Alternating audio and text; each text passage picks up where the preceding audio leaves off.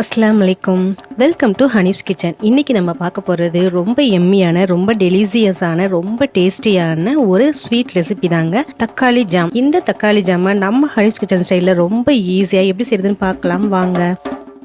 இதுக்கு நான் first 1/2 kilo தக்காளி எடுத்திருக்கேங்க. இந்த 1/2 கிலோ தக்காளியும் நம்ம பெங்களூர் தக்காளியாக எடுத்துக்கலாம். ஏன்னா நம்ம நாட்டு தக்காளி எடுத்திங்கன்னா அது கொஞ்சம் புளிப்பு தன்மை இருக்கும். ஸோ பெங்களூர் தக்காளி எடுத்திங்கன்னா இந்த ஜாமுக்கு ரொம்பவே பர்ஃபெக்டாக இருக்கும். இப்போ இந்த 1/2 கிலோ தக்காளியுமே நம்ம தண்ணி ஊற்றி நல்லா கழுவிடலாம்.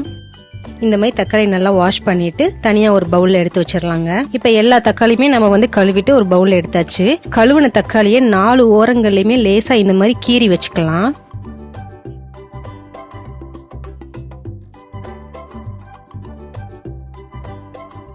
இப்ப கீர்ன தக்காளி எல்லாத்தையுமே ஒரு கடாயில போட்டுடலாம். போட்டுட்டு இந்த தக்காளி முங்குற அளவு நம்ம தண்ணி ஊத்திக்கலாம்.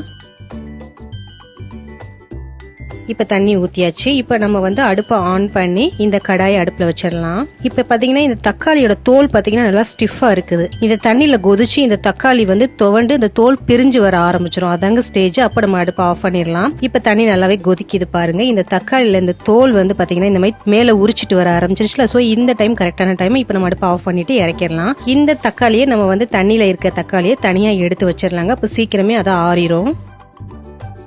இப்ப இந்த தக்காளி நல்லா ஆறட்டும்.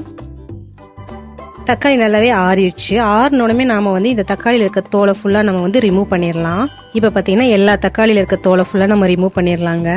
ரொம்பவே ஈஸியான ஒரு ரெசிபி, ரொம்ப டேஸ்டியா இருக்கும். வீட்டுல இருக்க எல்லாருமே ரொம்ப விரும்பி சாப்பிடக்கூடிய ஒரு ரெசிபிங்க.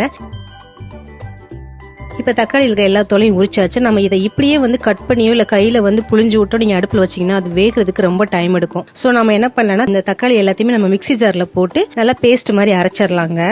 சோ அது ரொம்ப ஈஸியா குயிக்கா பண்ணிடலாம் இந்த ஜாம். அதனால இப்ப இந்த மிக்ஸில போட்டுட்டு நல்லா ரன் பண்ணி பேஸ்ட் மாதிரி அரைச்சு எடுத்துடலாம்.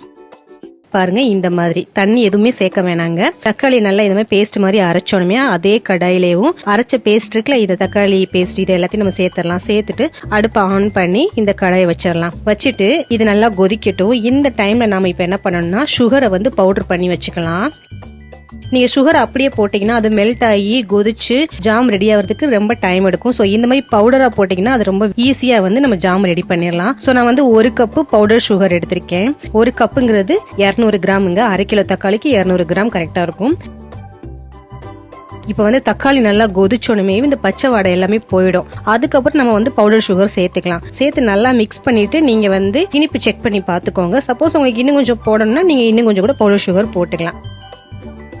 இப்ப இந்த டைம்ல நாம ஒரு பிஞ்ச் அளவு கலர் பொடி சேர்த்துக்கலாம். தக்காளி ஜாம் நல்லா ரெட் கலர்ல இருந்தா இன்னும் பார்க்க அட்ராக்டிவா இருக்கும். சோ நம்ம கலர் கொஞ்சம் சேர்த்துக்கலாங்க. ரெட் கலர் கிட்டத்தட்ட ஒரு 8 ல இருந்து 10 நிமிஷம் ஆகுங்க. இது நல்லா கொதிச்சு ஒரு ஜாமோட அந்த கன்சிஸ்டன்சி வர்றதுக்கு. இப்ப பாத்தீங்கன்னா ஒரு 90% நல்லாவே கொதிச்சு ஜாமுக்கு உண்டான அந்த ஸ்டேஜ் ரெடி ஆயிட்டு இருக்கு. இந்த டைம்ல நாம ஏலக்காய் பொடி சேர்த்துக்கலாம். சேர்த்துட்டு அது அங்க கொதிச்சுட்டு இருக்கட்டும். அந்த டைம்ல நாம இந்த பக்கம் அடுப்பை ஆன் பண்ணி டவா வச்சு 1 ஸ்பூன் நெய் ஊத்திக்கலாம்.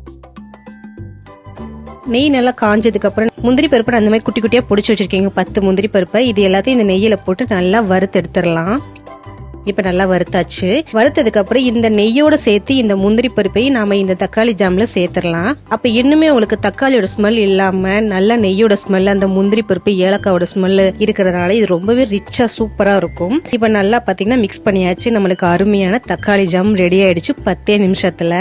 இப்ப இதை நம்ம சர்வ் பண்ண ஆரம்பிச்சிடலாங்க. இந்த மாதிரி ஒரு பாட்டில்ல நீங்க ஸ்டோர் பண்ணி வச்சுக்கிட்டீங்கன்னா இது 3 டேஸ் வரைக்குமே அப்படியே இருக்கும். இதுல நீங்க 1 ஸ்பூன் வினிகர் ஊத்தி செஞ்சீங்கன்னா அது 1 வீக் வரைக்குமே கெட்டு போகாம இருக்கும்.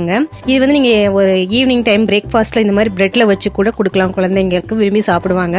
ஆர் ரைஸுக்கு ஊறுகாய் தொட்டுக்கிறதுக்கு பதிலா இந்த மாதிரி ஜாம் வச்சு சாப்பிட்டீங்கன்னா அட்டகாசமா இருக்கும். அதை தவிர்த்து இட்லி, தோசை, சப்பாத்தி எல்லாத்துக்குமே இந்த ஜாம் நீங்க தொட்டு சாப்பிடலாங்க. அவ்வளவு சூப்பரான ஒரு எம்மியான ஒரு தக்காளி ஜாம் தான் இந்த தக்காளி ஜாம். ஸோ நீங்க கண்டிப்பா இந்த தக்காளி ஜாம் ட்ரை பண்ணி பாருங்க. ட்ரை பண்ணி பார்த்து எப்படி இருந்துச்சு நமக்கு டிராப் பண்ணுங்க. அப்படியே நம்ம சேனல் சப்ஸ்கிரைப் பண்ணுங்க. அப்படி பக்கத்துல பெல் ஐக்கானையும் கிளிக் பண்ணிருங்க. அதோட நம்ம வீடியோஸ் எல்லாத்தையும் பார்த்து என்ஜாய் பண்ணுங்க. தேங்க்யூ.